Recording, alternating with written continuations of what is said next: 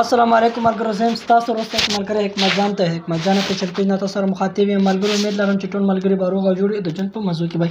ملګرو څه ټایم مخکې ما یوه ویډیوز کړې وه چې کله انسان پیدا شي او د دنیا ته راځي نو هغه سره چې څومره ظلمونه کېږي، څومره تکالیف ورسره تېرېږي، نو هغه د هغه په تقدیر کې لیکل شوي وي.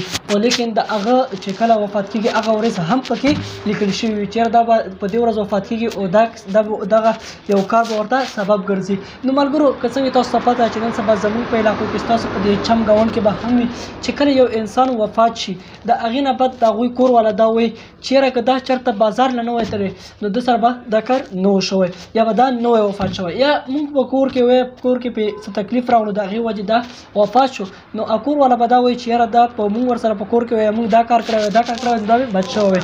نه دا خبره غلطه ده. نو تاسو دا ویډیو ګورئ، خیر دی نه پس پې خبرې اترې کوم. गाड़ी के सरिया यहाँ से घुसे और यहाँ से निकले। एक मैंने जिंदगी में ऐसा एक्सीडेंट नहीं देखा भाई। यही था ना बिचो? ये ड्राइव कर रहे थे भाई। आप ड्राइव कर रहे थे? हैट्स टू यू ब्रो यार, को न्यू लाइफ मिली। सीरियसली आए कहाँ से हो? ملګرو تاسو دا ویډیو کته چې په یو ګاډي باندې یو ملګری په سفر تلو او د هغه ګاډي سره اکسیډنټ شوی دی، خو هغه مخکې بانټ باندې سریا نه وتې ده او شاته ترې وتې ده. که تاسو د سریا ته سوچ وکړو نو دا د ډرایور په سیټ باندې شاته وتلې ده.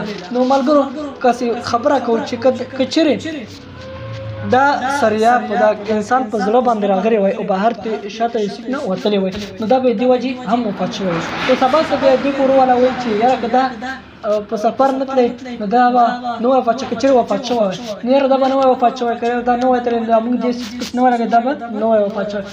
دا خبرې غلطې دي چې کله یو انسان دې دنیا ته راشي هغه سره هر څه راشي چې یاره ده سره به دا تکلیف په ده باندې تېرېږي، دا به ورسره دا شی کېږي دا شی کېږي، دا په دې ورځ وفات کېږي. ملګرو څنګه ده تاسو ته پته ده چې په ملک باندې وبا راغلی وه کورونا وایرس. ډېر ملګرو به دا ویل چې یاره تاسو احتیاط کوئ لکه ماسک استعمالوئ، داسې یو بل سره لاس مه میلاوئ که نه نو احتیاط به کړو. ځینې ملګرو پکې دا ویل چې نه مړه که پوره دې مړ به شي او که پوره یې نه وي نه به مرې. نه دا خبره ټیک ده.